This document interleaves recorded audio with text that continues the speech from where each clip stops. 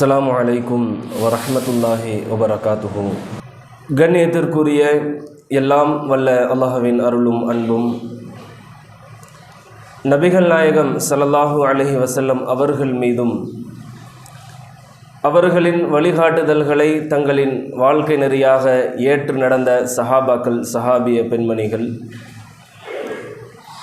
இன்னும் இந்த ஏகத்துவ கொள்கையை தங்களுடைய வாழ்க்கையில் கடைபிடித்து வாழ்ந்து கொண்டிருக்கிற இங்கு வருகை தந்திருக்கின்ற சகோதர சகோதரிகள் அனைவரும் மீதும் வல்ல ரஹ்மானின் அன்பும் அருளும் என்றென்றும் நிலவட்டுமாக என பிரார்த்தனை செய்தவனாக, இயற்கை சீற்றங்களும் நாம் பெற வேண்டிய படிப்பினைகளும் என்ற தலைப்பின் கீழ் இன்ஷா அல்லாஹ் சில செய்திகளை இந்த உரையில் பார்க்க இருக்கிறோம். அல்லாஹ்வால் மிக பிரம்மாண்டமான உலகை படைத்து பரிபாலித்து கொண்டிருக்கின்ற வல்ல ரஹ்மான் கோடான கோடி மக்களை இந்த உலகில் வாழச் செய்திருக்கின்றான்.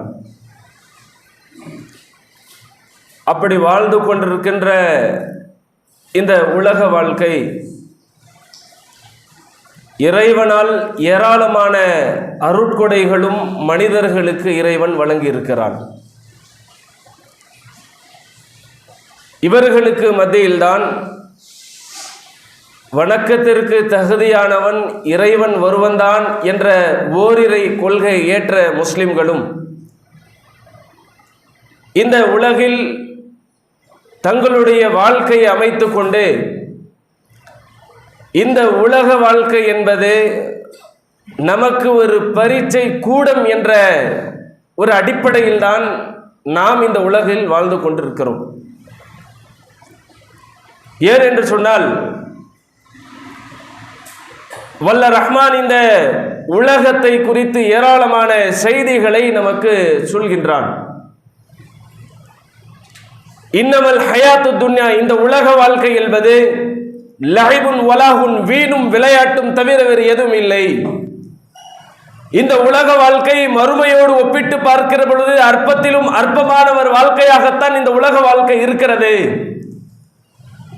இந்த உலகத்தில் கிடைப்பதை விட மறுமைதான் உங்களுக்கு சிறந்தது, நிறந்தது என்று ஏராளமான அறிவுரைகள் குர்ஆன் எங்கிலும் நீங்கள் எடுத்து பார்க்கலாம். உலகம் சம்பந்தப்பட்ட செய்திகள் அல்லாஹ் பேசுகிற பொழுது இந்த உலகத்தை மறுமையோடு ஒப்பிட்டு பார்க்கிற பொழுது அற்பத்திலும் அற்பமானதுதான் என்று நபிகள் நாயகம் ஸல்லல்லாஹு அலைஹி வஸல்லம் அவர்களும் கூட நமக்கு சொல்லி இருக்கிறார்கள்.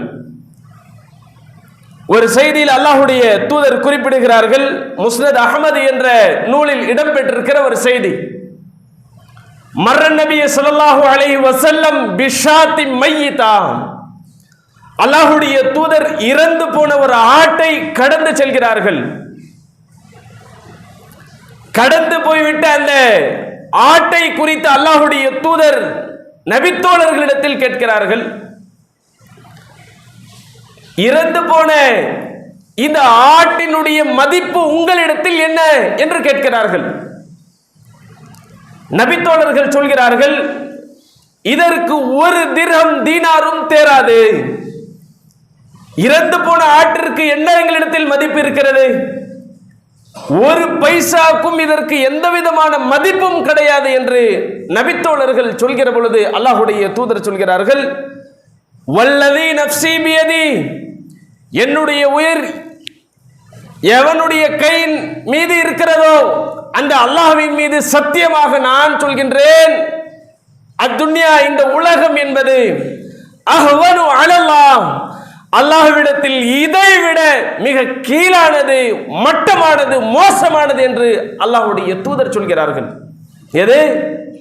இன்றைக்கு உலகத்திற்காக வேண்டி உலகம்தான் வாழ்க்கை என்று வாழ்ந்து கொண்டிருக்கிறவர்களுக்கு அல்லாஹ்வுடைய தூதர் சொல்கிறார்கள், அல்லாஹ்விடத்தில் இந்த உலகம் என்பது செத்து போன ஆட்டை விட மோசமானது, அற்பமானது என்று அல்லாஹ்வுடைய தூதர் குறிப்பிடுகிறார்கள்.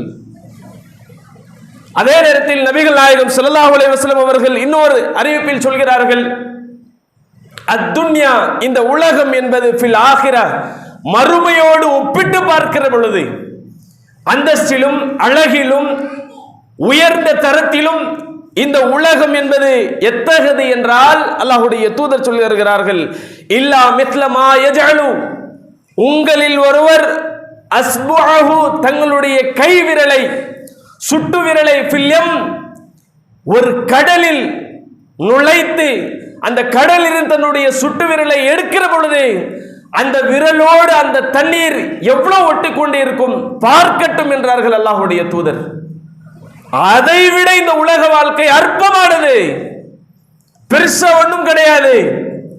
ஏதோ உலகத்திற்காக நாம் எதையும் சம்பாதிக்கல, சொத்துக்களை சேதிக்கல என்பதற்காக வர்த்தங்கள் பெற வேண்டியது அவசியம் இல்லை. ஏழ்மையில் இருப்பதற்காக கவலை கொண்ட வேதி இல்லை.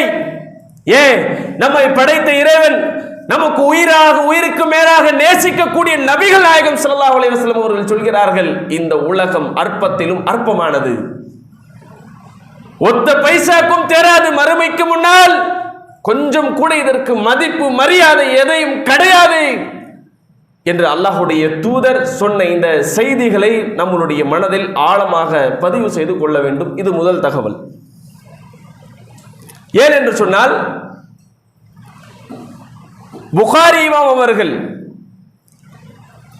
தன்னுடைய புத்தகத்திலே 4வது பாகம் என்று நினைக்கிறேன், நெகிழ்வூட்டும் அறிவுரைகள் என்ற தலைப்பின் கீழ் அலி ரலியல்லாஹு அவர்கள் சொன்ன சில செய்திகளை பதிவு செய்திருக்கிறார், நல்ல கருத்துகள்.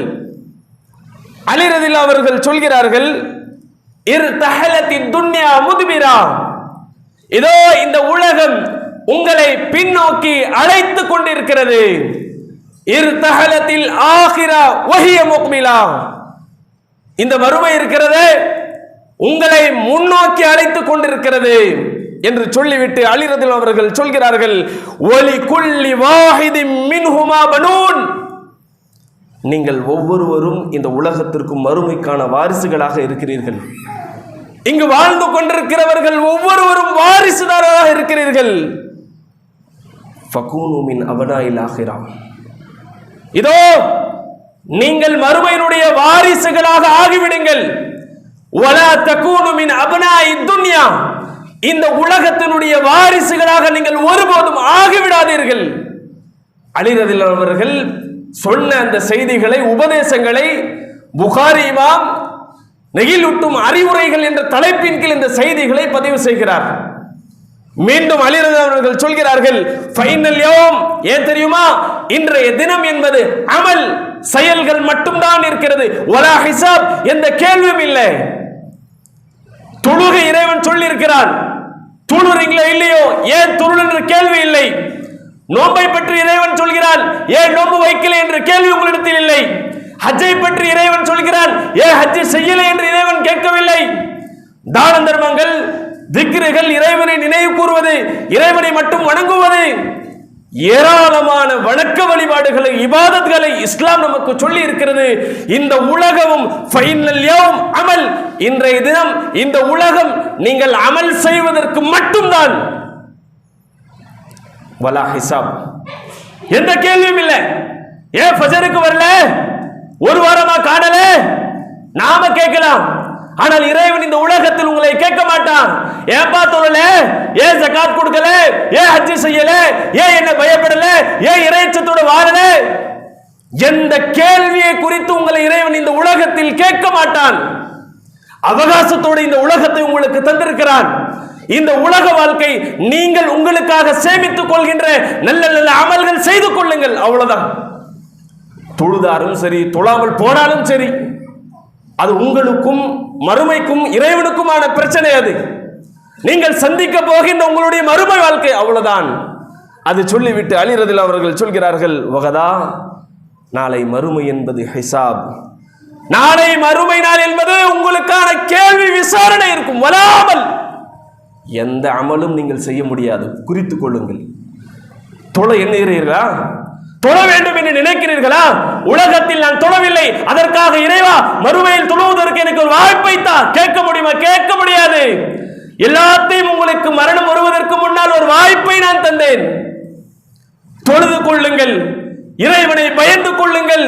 ஒரு முஸ்லிமாக, ஒரு இஸ்லாமியனாக, ஒரு மோமினாக, ஒரு இறையற்றவாதியாக, இறைவன் விரும்புகின்ற ஒரு மனிதனாக உங்களுக்கு மரணம் வருவதற்கு முன்னால் இந்த உலகத்தில் நீங்கள் வாழ்ந்து கொள்ளுங்கள் என்ற வாய்ப்பை உங்களுக்கு நான் தந்தேன். ஆனா இன்றைக்கு விசாரணை மட்டும்தான் இருக்கிறது. நீங்கள் எவ்வளவு கெஞ்சினாலும் கதறினாலும், இறைவா எனக்கு மீண்டும் ஒரு வாய்ப்பு தான் என்று கெஞ்சினாலும் கத்தினாலும் சரி, நல்ல அமல்கள் செய்வதற்கு மீண்டும் ஒரு வாய்ப்பை இறைவன் தரமாட்டான் என்பதை இந்த செய்தி நமக்கு உணர்த்துகிறது. யோசித்து பாருங்கள். நாம் இன்றைக்கு இறைவன் நமக்கு இஸ்லாம் சொல்லக்கூடிய வணக்க வழிபாடுகளில், ஒழுக்கங்களில், இபாதத்துகளில், இறையச்சம் சம்பந்தப்பட்ட விஷயங்களில் நாம் நம்மை பரிசோதனை செய்ய வேண்டிய ஒரு தருணம் இது. எப்படி இருக்கிறோம்? ஒவ்வொரு விஷயத்தையும் நீங்கள் உங்களை நோக்கி நீங்கள் கேள்வி கேளுங்க. நான் நாளை மறுமையை சந்திக்க போகிறேன். இறைவன் என்னை குறித்து, உலக வாழ்க்கை குறித்து, என்னுடைய அனைத்து விதமான சகல வகல பழக்க வழக்கங்களை, எல்லா விதமான விஷயங்களை குறித்து என் முன்னால் இறைவன் கேட்பானே. ஒட்டுமொத்த உலகம் திரண்டு இருக்கும் அந்த சபையில நான் என்ன செய்வேன்? என்னுடைய நிலைக்கு நான் என்ன பதில் நான் தரப்போகிறேன்? யோசித்து பாருங்கள். இந்த உலகம் என்பது ஒரு கூடாரம். இங்கே மறுமைக்கான சேகரிப்பும் சேமிப்பும் தவிர வேறு எதையும் கிடையாது. எவ்வளவுதான் நமக்கு இறைவன் தந்திருக்கிற இந்த உலக வாழ்க்கையில் நல்லறங்களில் நம்மளுடைய ஒட்டுமொத்த வாழ்க்கையை நாம் சேமிக்கின்றோம், கழிக்கிறோம் என்று பாருங்கள். ஒரு நாள் 24 மணி நேரத்தில் நல்ல விஷயங்களுக்காக நான் செலவு செய்யக்கூடிய எத்தனை மணி துளிகள் என்று நீங்கள் ஆய்வு செய்யுங்கள். என்னுடைய நேரங்கள் எதற்காக செலவிடப்படுகிறது? என்னுடைய ஒவ்வொரு நாளும், ஒவ்வொரு வாரமும், ஒவ்வொரு மாதமும், ஒவ்வொரு வருடமும் நல்லவைகளுக்கு நான் அதிகம் பயன்படுத்துகிறேன், கெட்ட விஷயங்களுக்காக நான் இந்த உலகத்தில் வாழ்ந்து கொண்டிருக்கிறேன் என்று யோசித்து பாருங்கள். அல்லாஹ் விடுவானா? அப்படியே நீங்கள் உங்களை இங்கே உலகத்தில் வாழ்ந்து கொள்ளுங்கள் என்று நிரந்தரத்தை இறைவன் தந்திருக்கிறாரா? யாருக்கும், எந்த சமூகத்திற்கும் யார் எந்த ஒரு நிரந்தரம் கிடையாது. அது ஒரு பக்கம். இறைவனுடைய கோபத்திற்கும், இறைவன் சொன்ன விஷயங்களை நாம் துறந்துவிட்டு மறந்துவிட்டு இந்த உலகத்தில் வாழ்கிற பொழுது இறைவனுடைய பிடி மிக கடுமையானது. இன்ன ரப்பிக லஷதீத், உம்முடைய இறைவனுடைய பிடி மிக கடுமையானது, தப்ப முடியாது. மனிதர்கள் மாறு செய்கிற பொழுது வல்ல ரஹ்மானுடைய கோட்பாடு கொள்கைகளை, இஸ்லாத்தினை புதைத்து வாழ்ந்து கொண்டிருக்கிற இந்த நேரத்திலே எந்த ஒரு சமுதாயம் தப்பிக்க முடியாது. நமக்கு முன் வாழ்ந்த சமுதாயத்தினுடைய வரலாற்றுகளை எடுத்து பாருங்கள். எத்தனை விஷயங்கள் இஸ்லாம் நமக்கு சொல்கிறது.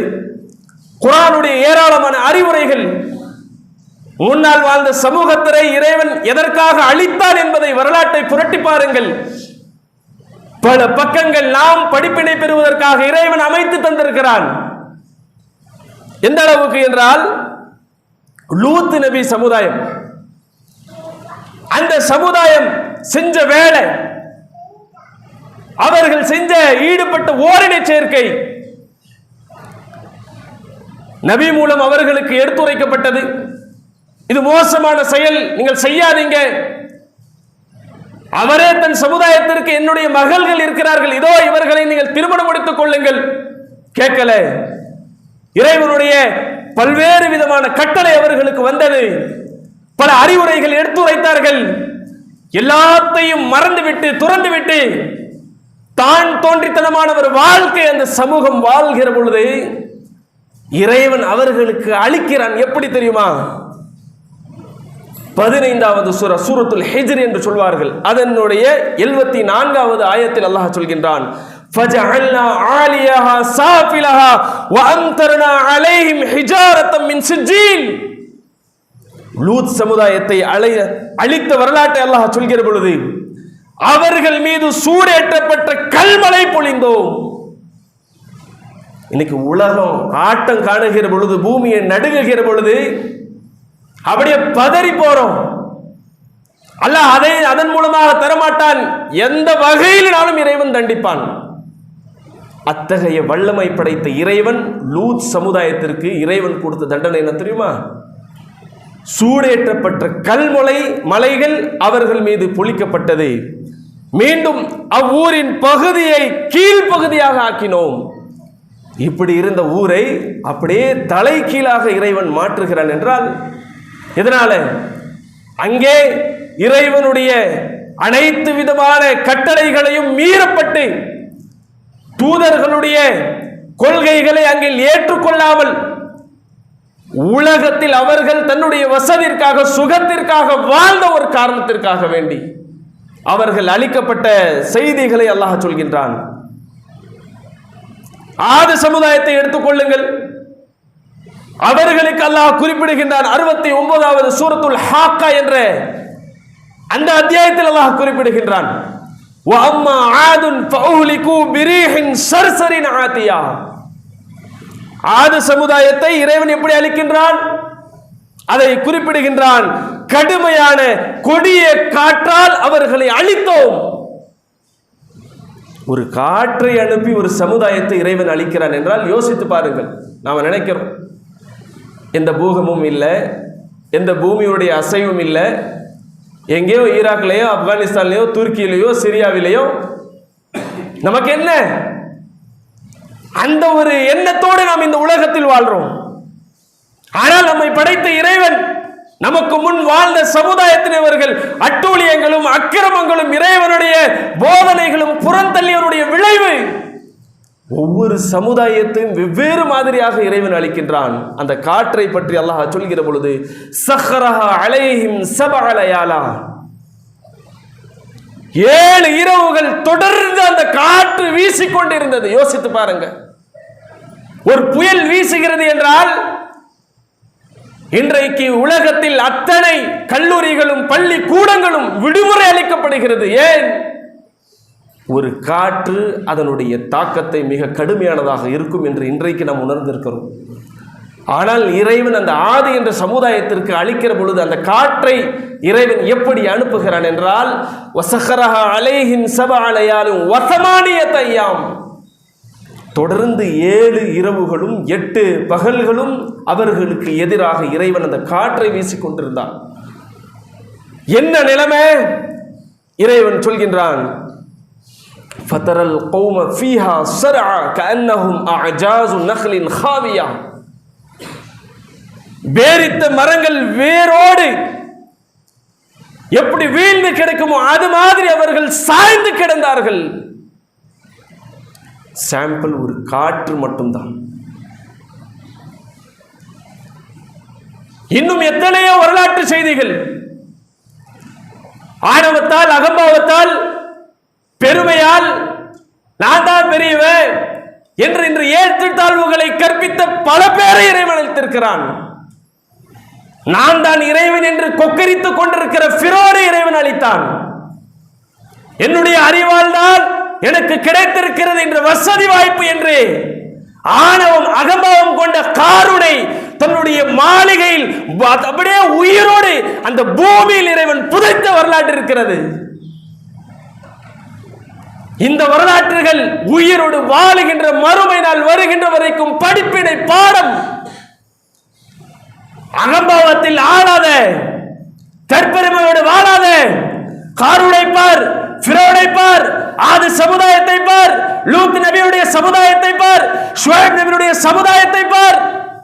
ஒவ்வொரு சமுதாயத்தை குறிப்பிட்டு இதிலிருந்து நீ படிப்பினை பெற்றுக்கொள். படிப்பினை பெற்றது உண்டா? இவர்களால் நமக்கு எந்த படிப்பினை வரவில்லை என்றால் இந்த அத்தனை சமுதாயத்தை அளித்தவர்கள் மூலமாக இறைவன் நமக்கு ஒரு பாடத்தை கற்றுத் தருகிறான் என்றால் இந்த பாடத்தை நாம் கற்றுக்கொள்ளாமல் உணரவில்லை என்றால் இதோ பிப்ரவரி 6ஆம் தேதி சிரியாவிலும் துருக்கிலும் 2 நிமிடங்கள் ரிக்டர் 7.8 அளவில் நிலநடுக்கத்தை கொடுத்து ஒரு சல்சலாவை ஏற்படுத்தி ஆயிரக்கணக்கான மக்களை, குழந்தைகளை, பிள்ளைகளை, பெண்மணிமார்களை, பெற்றோர்களை எல்லாத்தையும் இறைவன் அளித்தானே. இந்த ஒரு வரலாற்று நமக்கு படிப்பினை இல்லையா? எத்தனை எத்தனை காட்சிகள். நேற்று வரைக்கும் மாளிகைகள் பிரம்மாண்டமான ஒரு வாழ்க்கை வாழ்ந்தார்கள், வசதியோடு இருந்தார்கள், அண்ணாந்து பார்க்கின்ற மாளிகைகள் இருந்தார்கள். காலை ஃபஜர் நேரம் வருவதற்கு முன்னால் எத்தனையோ குழந்தைகள், தாய்மார்கள் பூமியோடு புதையுண்டு போனார்கள். செய்தித்தாள்கள்ல பார்க்கலையா? நம்மளுடைய செல்போன்ல அந்த கட்டிடங்கள் இழிந்து விழுகிற பொழுது அல்லாஹ்வே என்று நாம் நமக்குள்ள பேசவில்லையா? எத்தனை எத்தனை சம்பவங்கள் இறைவன் அந்த சிரியாவிலும் துருக்கிலும் ஆடுறது 2 நிமிடம் தான். பூமி பிளந்து 40,000ற்கு மேற்பட்ட மக்கள் என்று செய்திகள் சொல்கிறார்கள். ஆனால் உண்மை தெரியவில்லை. இன்றும் கட்டிடங்களை அகற்றிக் கொண்டிருக்கிறார்கள். ஈடுபாடுகளில் யாராவது இருக்கிறார்களா? யாராவது உயிரோடு இந்த பூமியிலே இந்த கட்டிடங்களுடைய ஈடுபாடுகளில் சிக்கியவர்கள் எங்கேயாவது கதறுகிறார்களா, கத்துகிறார்களா என்ற தேடலை இன்னும் தொடரும். இன்னும் 3 வாரக்கும் தொடரும் என்றார்கள் நேற்று வரைக்கும். யோசித்து பாருங்க, அவர்களுடைய வாழ்க்கை தான் என்ன, மாளிகைகள் என்ன, அந்த ஊருடைய எல்லைகளும் அந்த ஊருடைய அழகையும் இங்க நாமும் வாழ முடியாதா என்று ஏங்கியவர்கள் 2 நிமிடங்களில் அத்தனையும் இறைவன் துவம்சம் செய்தானே. 38 கட்டிடங்களுக்கு சொந்தக்காரர் அதிபர் கைகளில் ரொட்டி துண்டுகளோடு வீதியில் உலா வருகிறார். எனக்கு சாப்பிடுவதற்கு கிடைத்தது இந்த ரொட்டி, இன்றைக்கு நான் ஒரு சின்னஞ்சிறிய இடம் தூங்குவதற்கு உறங்குவதற்கு கிடைக்காதா? யாரு? 38 கட்டிடங்களுக்கு பிரம்மாண்டமான மாளிகைகளுக்கு அதிபராக இருந்த ஒருவர் உறங்குவதற்கு தூங்குவதற்கு ஒரு சின்னஞ்சிறிய இடம் கிடைக்காதா? பச்சிலம் குழந்தைகள் நேற்று வரைக்கும் பெற்றோரோடு தாயோடு கொஞ்சி குழாவி சந்தோஷத்தோடு வாழ்ந்து மகிழ்ந்தவர்கள் ஆஸ்பத்திரியிலும் ஆக்சிஜன்களிலும் மருத்துவமனையில் அலறுகிறார்கள், கதறுகிறார்கள். என் தாய் எங்கே, என் தந்தை எங்கே, என் சகோதரன் எங்கே? நேற்று வரைக்கும் என் தாய் இருந்தாலே, என் சகோதரன் இருந்தாலே, இன்றைக்கு என்னோடு இல்லை, என்னை விட்டு அவர் பிரிந்து விட்டார்களே என்று அவர்கள் கதறிய காட்சிகள் சமூக வலையத்தில் நீங்கள் பார்த்தோமேங்க. இதை பார்த்தும் உங்களுக்கு ஒரு படிப்பினை வரவில்லையா? ஒரு நிறைமாத கர்ப்பிணி தொப்புள் கொடி உறவோடு குழந்தை ஈன்றெடுக்கிறாள். பிறந்துகின்ற குழந்தை தாய் இல்லாமல் தந்தை இல்லாமல் அனாதையாக பிறக்கிறாள். தாய் அங்கே மரணமடைகிறாள். எல்லாம் பேசணும். அந்த ஊர் மக்கள் என்ன செஞ்சாங்க, அந்த குழந்தை என்ன செஞ்சுச்சு? அதுவல்ல இறைவனுக்கு சொந்தமான உயிர். அவன் எப்படி வேண்டுமானால் எடுப்பான். அழிச்சாட்டியங்களும் அநியாயங்களும் அக்கிரமங்களும் எங்கெல்லாம் கூடிக்கொண்டிருக்கிறதோ அங்கே இறைவன் அழிப்பான். ஏன் இந்த ஊர்ல இல்லையா? அயோக்கியர்கள் இல்லையா? வட்டியை தன்னுடைய வியாபாரமாக செய்யக்கூடியவர்கள் இல்லையா? விபச்சாரம் செய்யக்கூடியவர்கள் இல்லையா? கெட்டவர்களாக இல்லையா? இறைவனுக்கு இணை கற்பிக்கக்கூடிய, கோபத்தை ஏற்படுத்தக்கூடிய இணை வைப்புகளில் மூழ்கியவர்கள் இல்லையா? எத்தனை எத்தனை சம்பவங்கள் உங்களுக்காக. நேற்றைய முன்தினம் சென்னை அண்ணா சாலை ஒரு நடுக்கம் தான். ஓடோடி அலறிக்கொண்டு வீட்டை விட்டு நிறுவனங்களை விட்டு வெளியே ஓடி ஓடுகிறார்கள். ஒரே அசைவுதான். சிரியாவில் நடந்தது 2 நிமிடங்கள், 500 முறை நடுங்கியது. ஆனாலும் இன்றைக்கு மனிதன் சொல்கிறான், மாலி மாலி, செல்வம் செல்வம். எனது செல்வம், என்னுடைய பொருளாதாரம், என் வீடு, என் காசு, நான் சம்பாதித்தது. அல்லாஹ்வுடைய தூதருக்கு எதுடா உன் செல்வம்? நீ சம்பாதித்தது, நீ சாப்பிட்டில்ல, அது உன்னுடையது.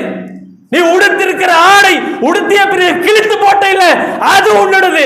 வீட்டில் இருக்கிறது சேமித்து வைத்தது, எனக்கு அங்கே இருக்கு இங்கே இருக்கு, அது உன்னோடது இல்ல. எப்போ நாம் படிப்பினை பெறுவோம்? எப்பொழுது நம்மளுடைய மறுமை வாழ்க்கை சீர்படுத்துவோம்? எல்லாத்திலையும் இன்றைக்கு தோற்றியவர்களாக நம்மை நாம் ஏமாற்றிக் கொண்டிருக்கிறோம். தொழுகை இல்லை, வணக்க வழிபாடுகள், இறைவனை மறந்து இறையச்சத்தை துறந்து இந்த உலகத்தில் வாழ்ந்து கொண்டிருக்கிறோம். யோசித்து பாருங்கள். இங்க இறைவன் நிலநடுக்கத்தை கொடுக்க மாட்டானா? ஒரே ஆட்டம் பேசுவீங்களா? நாம மிஞ்சி இருப்போமா? நாம் கட்டிய கட்டிடங்கள் தான் இருக்குமா? எத்தனையோ படிப்பினைகள் அந்த சிரியாவிலும் துருக்கியிலும் நடந்த நிலநடுக்கம். ஒரு பெண்மணி ஈடுபாடுகளில் சிக்கி தவிந்து கொண்டிருக்கிறார். மீட்புவதற்காக மீட்பு படையினர் போகிற பொழுது அந்த பெண்மணி சொல்கிறார், யோசித்து பாருங்கள், எனக்கு முதல்ல பரதாவை கொண்டு வாங்க, முதல்ல எனக்கு ஒரு ஆடையை, என்னுடைய முகத்தை, என்னுடைய உடலை மறைத்துக் கொள்வதற்காக ஒரு ஆடையை கொண்டு வாங்க. இன்றைக்கு பரதா என்ற பெயரில் உடல் பாகங்களை தனித்தனியாக காட்டி அலையக்கூடிய பெண்களே, இந்த பெண்மணியுடைய வாழ்க்கை உங்களுக்கு ஒரு பாடம். உயிர் போகிற தருணத்தில் காப்பாற்றினால் போதும் என்ற நிலையிலே அந்த பெண்மணி சொல்கிறார், என்னை மீட்டெடுப்பதற்கு முன்னால் என்னுடைய உடலை மறைப்பதற்கு ஒரு ஆடையை கொண்டு வாருங்கள். படிப்பினை இல்லையா? அதே மாதிரி ஒரு தந்தை கீழே நிற்கிறார். தான் பெற்றெடுத்த குழந்தை கட்டிடங்களில் ஈடுபாடுகளில் சிக்கி தவித்துக் கொண்டிருக்கிறார். தந்தையை நினைத்துக் கொண்டார், மகனை காப்பாற்ற முடியாது, அவ்வளவுதான், அவருடைய உலக வாழ்க்கை முடிந்து போனது என்று இருக்கிற அந்த கடைசி நேரம் சக்கராத் நிலையிலே தந்தை சொல்கிறார், குல் மகனே நீ சொல், லா இலாஹ இல்லல்லாஹ் முஹம்மது ரசூலுல்லாஹ். மகனே இந்த கலிமாவை சொல், அஷ்ஹது அல்லா இலாஹ இல்லல்லாஹ் வ அஷ்ஹது அன்ன முஹம்மது ரசூலுல்லாஹ். பார்த்தோமா நம்மளுடைய போன்கள்ல, செய்தித்தாள்ல பார்த்தோமா, நியூஸ்ல கேள்விப்பட்டோமா? என்ன படிப்பினை பெற்றோம்? இதே நிலையில் நீங்கள் நீடித்தீர்கள் என்றால் இறைவன் சொல்கிறான், கேட்டுக்கொள்ளுங்கள். சூரத்துல் ஃபஜ்ர் என்ற அத்தியாயத்தில், வஜா ரப்புக வல் மலக்கு ஸஃபன் ஸஃபா, மலக்குமார்கள் அணி அணியாக நிற்கிற பொழுது உங்களுடைய இறைவன் வருவான். அன்றைய தினம் வஜிய யௌமைதின் பிஜஹன்னம், நரகம் கொண்டு வரப்படும். மனிதன் சொல்வான், யௌமைதின் யததக்கருல் இன்சான் வ அன்னா லஹு திக்ரா. படிப்பினை பெற்றிருக்கலாமே, இங்க உணர மாட்டான், அங்கே உணர்கிற பொழுது இறைவன் சொல்கிறான், வ அன்னா லஹு திக்ரா. எதுவும் உனக்கு பயன் தராது, எந்த படிப்பினையும் இன்றைய தினம் உனக்கு பயன் தராது, அவ்வளவுதான். அப்போ மனிதன் சொல்வான், யகூலு யா லைத்தனி கத்தம்து லி ஹயாத்தி, நான் என்னுடைய மறுமை வாழ்க்கைக்கு ஏதாவது முற்படுத்தி இருக்கக்கூடாதா? இந்த மறுமைக்காக வேண்டி ஏதாவது இந்த உலகத்திலேயே நற்காரியங்கள் செஞ்சிருக்க கூடாதா? ஏன் தெரியுமா சொல்லுவான், ஃபயௌமைதில்லா யுஅதிபு அஸாபஹு அஹத். அன்றைய தினம் இறைவன் தண்டிக்கின்ற அளவுக்கு வேறு எவனும் தண்டிக்க மாட்டான். யோசித்து பாருங்கள் அல்லாஹ்வின் நல்லடியார்களே, இறைவன் இந்த உலகத்தில் நாம் உணர்ந்து கொள்வதற்காக வேண்டி, நாம் நம்மை அறிந்து கொள்வதற்காக வேண்டி, நம்மளுடைய மறுமையை சீர்படுத்திக் கொள்ள வேண்டும் என்பதற்காக வேண்டி இப்படி ஏராளமான வரலாற்று சம்பவங்களையும் நமக்கு முன் வாழ்ந்த பல ஆயிரம் வருடங்களுக்கு முன்னால் இறைவன் அளித்ததை திருமறை குர்ஆனில் பட்டியலிடுகின்றான். இப்பொழுது நாம் வாழ்ந்து கொண்டிருக்கிற உலகம் சுற்றி நாம் பார்க்கக்கூடிய பல இடங்களில் இறைவன் அங்கே தன்னுடைய வேதனை அனுப்பக்கூடிய செய்திகளை பார்க்கிறோம். அப்போ இதில் நாம் நம்மளுடைய மறுமை வாழ்க்கைக்கான படிப்பினையை பெறக்கூடிய நன்மக்களாக வல்ல ரஹ்மான் உங்களுக்கும் எனக்கும் அருள் புரிவானாக. அஸ்ஸலாமு அலைக்கும் வரஹ்மத்துல்லாஹி.